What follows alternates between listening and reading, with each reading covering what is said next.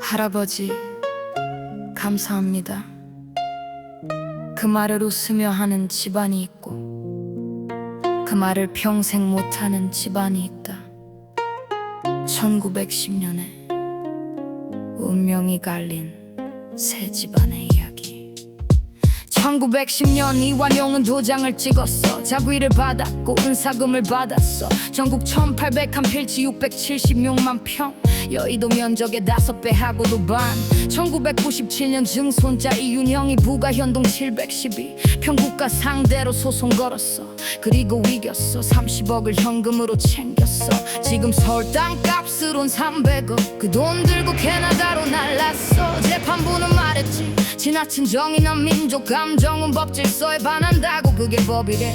뒤늦게 조사위가 환수한 건 0.05%. 그 땅엔 지금 2300 세대가 올라간다. 독립운동하면 3대가 망하고, 신이라면 3대가 흥하고, 누구는 조상 땅 수백억 들고 떴고, 누구는 손녀가 반지하에서 버텨. 아직도 청산 못한 우리의 과거. 같은 애 같은 나라 다른 선택. 우당이 외형 6, 형제 일가 50명. 전 재산 40만원 급하게 판다고 제값도 못 받았지만 지금 시세로 줘 단위 재산. 그리곤 1910년 압록강을 건넜어. 그 돈이 신흥무관학교가 됐어. 총이 됐고 군복이 됐어. 3년 만에 자금은 모두 바닥났지. 그 후 어떻게 되었을까? 첫째 이건영은 상해에서 병사, 둘째 이석영은 두 아들 먼저 묻고 왔어. 셋째 이철영은 만주 풍토병으로 객사, 넷째가 우당이 외형 66세 고문 받다 눈을 감았지. 막내 이호영은 가족 전체가 사라졌어. 시신도 기록도 없이. 6 중에 살아 돌아온 건 5째 이시영 1명. 우당의 셋째 이규창 선생의 증언, 일주일에 3끼면 잘 먹은 거라고. 서울에 그냥 앉아만 있었어도 평생 부자였을 집안이 그 선택 하나로 대가 끊겼어. 독립운동하면 3대가 망하고, 신이라면 3대가 흥하고, 누구는 조상 땅 수백억 들고 떴고, 누구는 손녀가 반지하에서 버텨.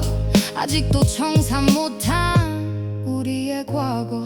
봉오동 최진동 장군간도 제일의 거부였어. 땅 팔아 부대 만들고 밥 짓고 군복 지었어. 그 손녀 최정선 여사는 지금 반지하에 살아. 유공자 연금은 한 집에 1명만 준다고 못 받아. 노령연금에 생계급여 합쳐서 50만원. 할아버지 손녀라고 써 붙이고 싶다가도 명예에 누가 될까봐 그것도 못한대.